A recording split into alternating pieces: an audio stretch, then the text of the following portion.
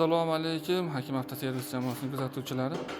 Yozgi kunida mashinalar temperaturasi baland bo'lib ketadi, chunki konditsioner yoqib yurasizlar. Atin bo'lib birovga ko'p, xullas gradus baland bo'lib ketadi. Mashinani o'zi 98-100 gradus yuradi bu Sparklar.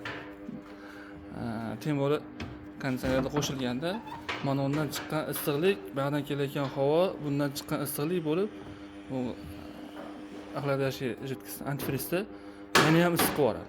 O'shaning uchun iloji boricha 6 oyda bir bizni qishloq sharoitida texnik ko'rik qilish kerak. Nimaga desanglar, mana buni orqasini ko'ryapsizlar mana. Mana konditsioner radiatori. Axlatni ko'ryapsizlar. Mana qarang. Mana ko'rinyaptimi? Bu bechora bu sovutib yurganiga malades deyish kerak. Bu o'tdan yomon holatda bo'lib ketibdi. Shuning uchun 6 oyda bir shuni kelasizlar, banfiyada shuni yechamiz o'zimiz. Antifriz konditsioner radiatorini shuni yechamiz. Antifriz radiatorini karcherlarimiz bor, cho'pga qilib chiroyli qilib tozalab, yana обратный joyiga qo'yib beramiz. Lekin buni jidkisda chiqib ketadi buni. Priyomga chiqib ketadi. O'zingizlar quydirtirib olasizlar, keyin hamma joy-joyi qilib chiroyli qilib tegib beramiz.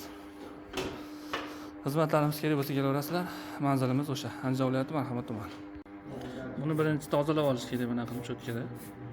Chunki karcher ursa ichiga yana ham sanchilib qoladi bu. Tozalab, olib tashlab. Bu nima deydi? Kegizga o'xshab to'planib qolganda bu yerga. Umuman bu havo o'tkazmagan bu.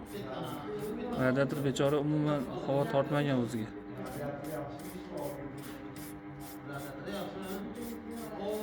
Endi yuvib tozalab, xudo xolasa karcherlab bu karcherlaganda buni ehtiyot bo'lish kerak, mana bu narsalar qayrilib qoladi. Keyin yana havo o'tmay qoladi.